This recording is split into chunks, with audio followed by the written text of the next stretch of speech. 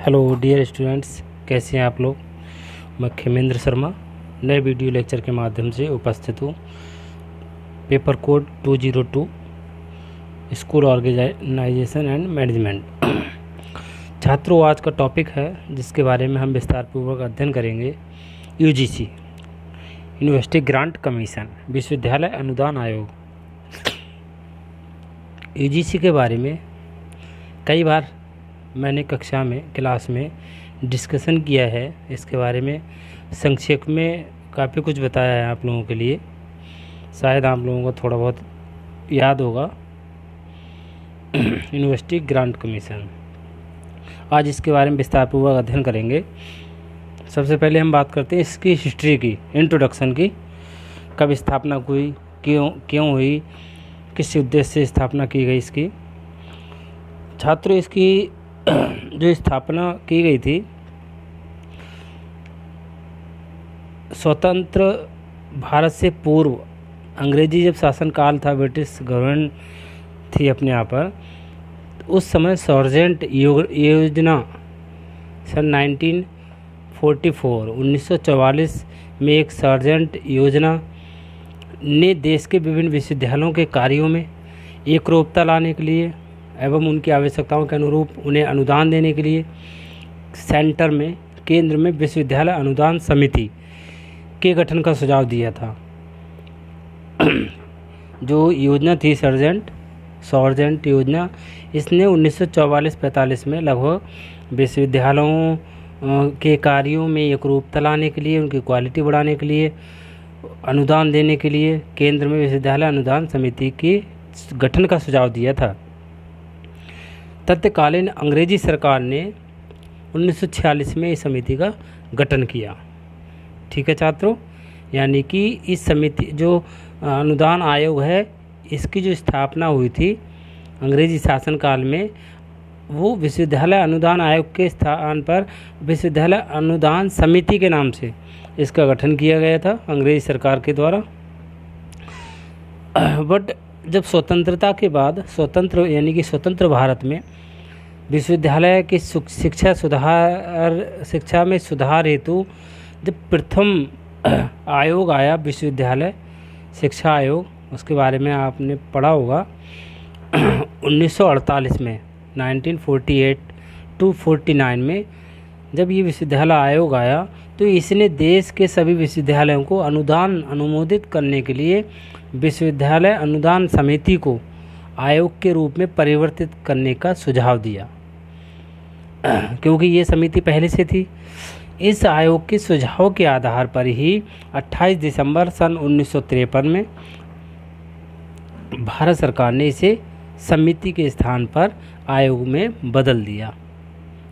Means विश्वविद्यालय अनुदान समिति थी पहले, यूनिवर्सिटी ग्रांट कमेटी, बट 28 दिसंबर 1953 में विश्वविद्यालय शिक्षा आयोग के सिफारिश के आधार पर इसको विश्वविद्यालय अनुदान आयोग इसका नाम कर दिया, बदल दिया, यानी समिति के स्थान पर सिर्फ आयोग रख दिया।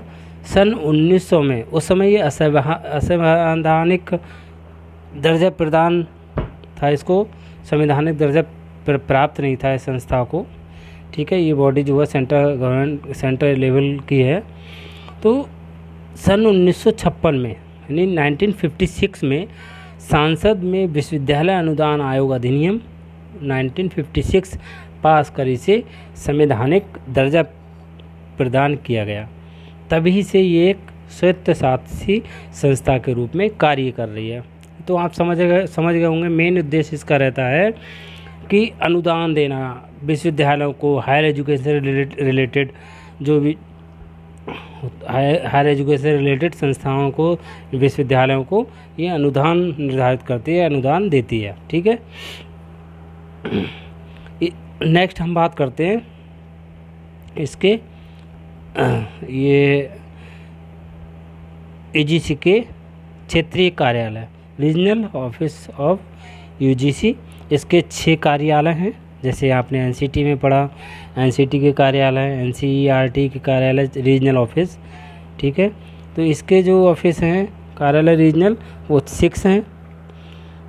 फर्स्ट है पूर्वी क्षेत्र में, यानी ईस्ट में जो है कोलकाता में इसका मुख्यालय है। इसके अंतर्गत पश्चिमी बंगाल, बिहार, झारखंड, उड़ीसा एवं सिक्किम ये राज्य आते हैं। नेक्स्ट सेकंड है पश्चिमी क्षेत्र यानी वेस्ट, वहाँ पर है पुणे। पुणे में इसका मुख्यालय है, रीजनल ऑफिस है। इसके अंतर्गत महाराष्ट्र, गुजरात एवं गोवा।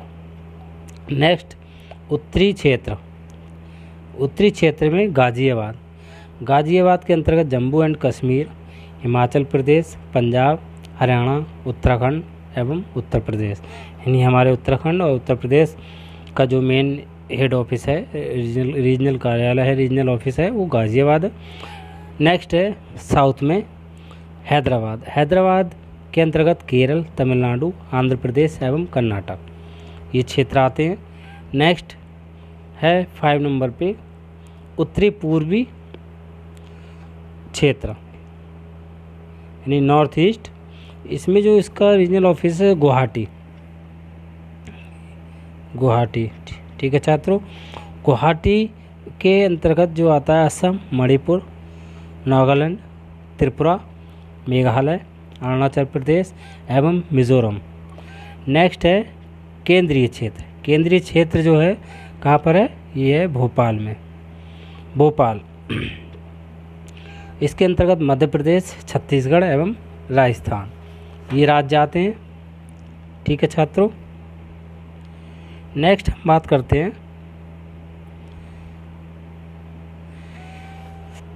ऑर्गेनाइजेशन ऑफ यूजीसी, विश्वविद्यालय अनुदान आयोग का संगठन, या आप कह सकते हैं एजुकेशनल स्ट्रक्चर, जो हम शुरू से पढ़ते चले आ रहे हैं स्ट्रक्चर, वो कैसा है इसका।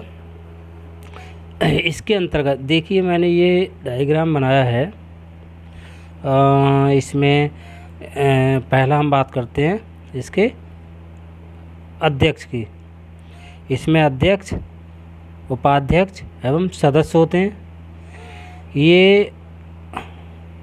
ये जो होते हैं, इसमें पहला जो अध्यक्ष की हम बात करें, चेयरमैन। इसका जो चेयरमैन होता है उसकी नियुक्ति भारत सरकार करती है, सेंट्रल गवर्नमेंट करती है। इसका कार्यकाल जो होता है वो 5 वर्ष होता है, या 65 यानी 5 ईयर या 65 ईयर की आयु तक, इनमें से जो पहले हो तक होता है। सपोज दैट जैसे इसमें मैंने कहा क्या कार्यकाल 5 ईयर एंड 65 ईयर, ये है 65 ईयर। तो 65 ईयर की आयु तक, यानी सपोज दैट किसी का चयन हुआ, वो उस समय उसकी एज है 62। ठीक है, इसकी एज लिमिट जो है 65 है, तो उसे उसका जो कार्यकाल होगा उस व्यक्ति का कितना होगा, 3 ईयर। सपोज दैट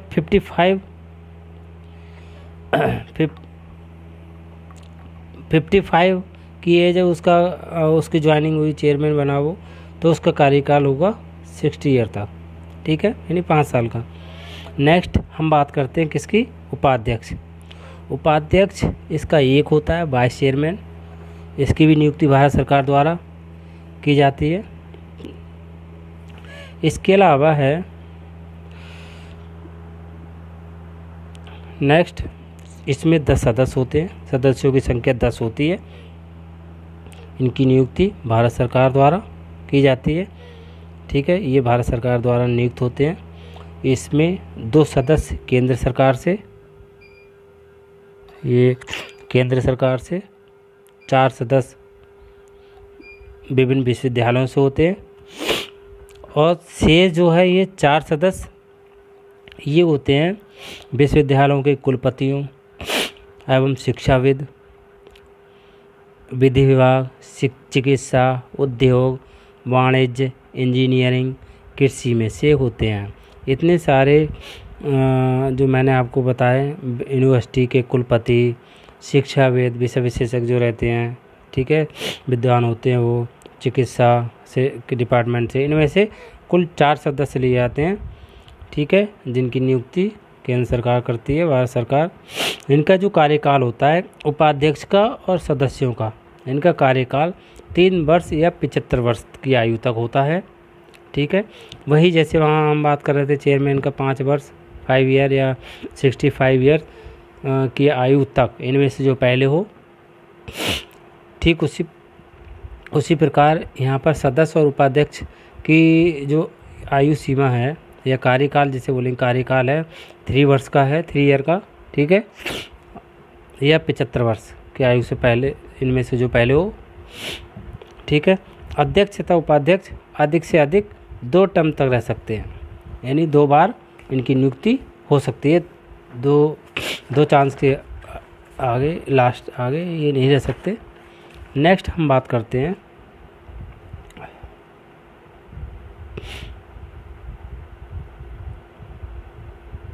किसकी, इसके उद्देश्य की। AIIMS and functions of UGC.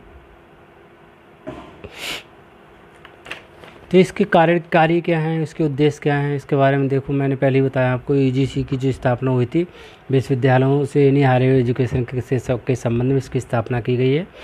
उससे अनुदान देना, एकरूपता लाना, क्वालिटी बढ़ाना, गुणवत्ता में सुधार करना, ये सारी चीज़ें। ठीक है, यानी ये जो बॉडी हैं सेंटर लेवल की जो बॉडी हैं, यूजीसी, एनसीटी, एनसीईआरटी, ये सारी कहीं ना कहीं एजुकेशन को बढ़ावा देना। हम इसकी बात करते हैं।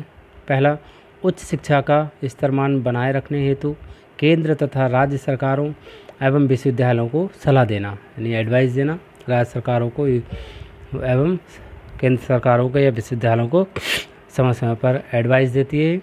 नेक्स्ट, विश्वविद्यालयों एवं उनसे संबंधित महाविद्यालयों को अनुदान देने से संबंधित नियम बनाना, जो ग्रांट देती है समय समय पर अनुदान देती है, उससे रिलेटेड रूल्स भी बनाती है, रेगुलेशन बनाती है। नेक्स्ट, विश्वविद्यालयों एवं उनसे संबद्ध महाविद्यालयों को मान्यता प्रदान करना, यानी जो यूनिवर्सिटी के लिए मान्यता प्रदान की जाती है, नए विश्वविद्यालय की स्थापना की जाती है, वो उसके लिए जो मान्यता देती है वो ये बॉडी देती है, यूजीसी। ठीक है, नेक्स्ट, शोध कार्यों को प्रोत्साहित करना, रिसर्च वर्क्स के लिए प्रोत्साहित करना। नेक्स्ट, नवीन विश्वविद्यालयों की स्थापना के संबंध में केंद्र तथा प्रांतीय सरकारों को सलाह देना।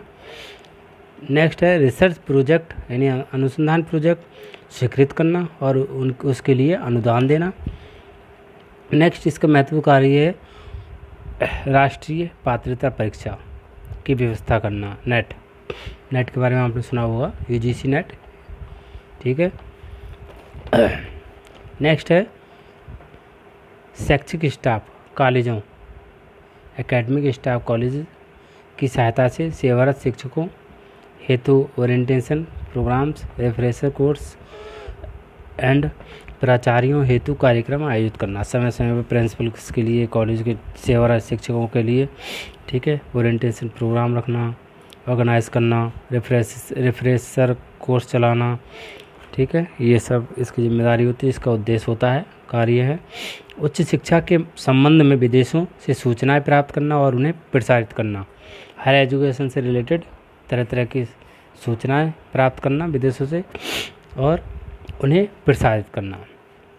नेक्स्ट, शिक्षकों का आदान प्रदान करना, ट्रांसफ़र करना इधर उधर। नेक्स्ट है उच्च शिक्षा हेतु छात्रवृत्तियों की व्यवस्था करना एवं विदेशों में पढ़ने वाले छात्रों को छात्रवृत्ति देना, यानी जो विदेशों में छात्र पढ़ते हैं उनके लिए जो छात्रवृत्ति का, स्कॉलरशिप का जो प्रावधान है, उसकी जिम्मेदारी जो है वो यूजीसी की होती है हायर एजुकेशन में। ठीक है, नेक्स्ट है प्रौढ़ शिक्षा की व्यवस्था में तकनीकी सहयोग देना, यानी एडल्ट एजुकेशन से रिलेटेड जो पूरा सिस्टम है उसमें टेक्निकल सपोर्ट करना। नेक्स्ट, उच्च शिक्षा से संबंधित समय समय पर गाइडलाइन तैयार करना। ये सारे कार्य हैं, इसके सभी कार्य हैं, उद्देश्य हैं। समय समय पर देश के विश्वविद्यालयों से उनके विभिन्न पाठ्यक्रमों में नामांकन एवं मूल्यांकन की विधियों और अनुसंधान कार्यों के संबंध में सूचनाएं प्राप्त करना एवं उन्हें प्रकाशित एवं प्रसारित करना। ठीक है छात्रों, ये इसके उद्देश्य हैं, मुख्यतः कार्य हैं। ठीक है, थैंक यू।